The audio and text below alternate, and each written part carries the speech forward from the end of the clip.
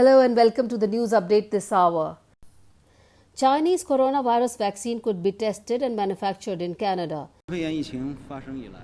Since the outbreak of COVID-19, China and Canada have supported and helped each other and actively conducted cooperation in response to the pandemic.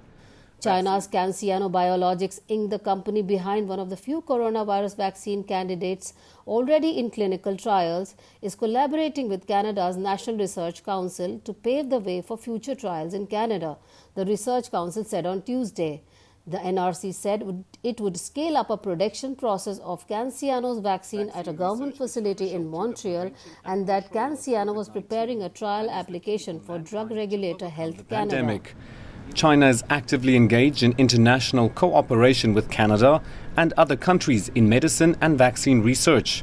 We are ready to continue to work with Canada and the international community to accelerate the research and development of COVID-19 medical products and make efforts to safeguard global health security and combat the pandemic. If CanSino's vaccine works, the collaboration could help ensure that the Canadians have access to it. Local trial data could reassure Health Canada that the vaccine is safe, and local manufacturing could ensure some doses are at hand. Russia now has the second most confirmed coronavirus infections in the world. Though its 232,000 plus confirmed cases is still far fewer than the United States. The country's cases continue to rise significantly day to day, although the rate is mostly stable. Also, there have been 10 consecutive days with new infections above 10,000, most of which are in Moscow, which is a home to around 12 million people. Despite the higher number of cases, Russia has reported only 2,116 COVID-19 fatalities, giving the country a low death rate. Malaysian oil exploration vessel leaves South China Sea waters after standoff. An oil exploration vessel contracted by Malaysian state energy company Petronas that was involved in a standoff with a Chinese survey vessel in the South China Sea left the disputed waters on Tuesday, 3 security forces and a vessel operator said. Petronas has been conducting exploration activities near an area claimed by Malaysia and Vietnam as well as by China since late last year. In mid-April, the Haiyang Dizzy 8, the Chinese government survey vessel, started operating in the area escorted by Coast Guard and China Maritime Militia vessels. 3 American warships and an Australian frigate conducted a joint exercise near the site of Petronas operation amid the standoff last month. India's Prime Minister announces huge viral relief package.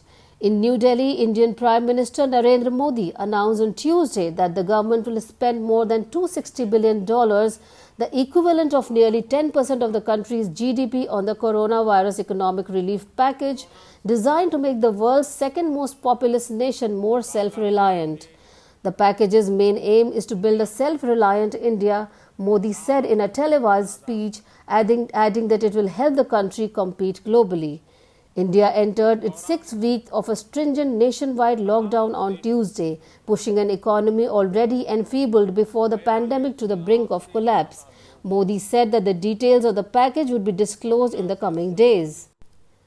Saudi Arabia will enforce a countrywide 24-hour curfew during the 5-day Muslim Eid al-Fitr holiday later this month to help stem the spread of the coronavirus, the Interior Ministry said on Tuesday.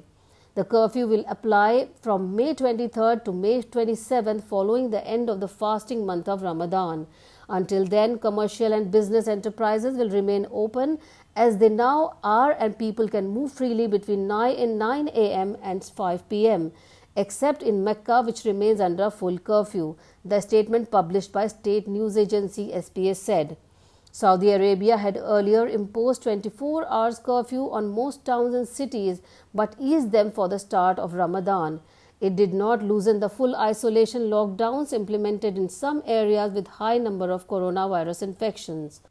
This is Jyoti reporting for Our Voice.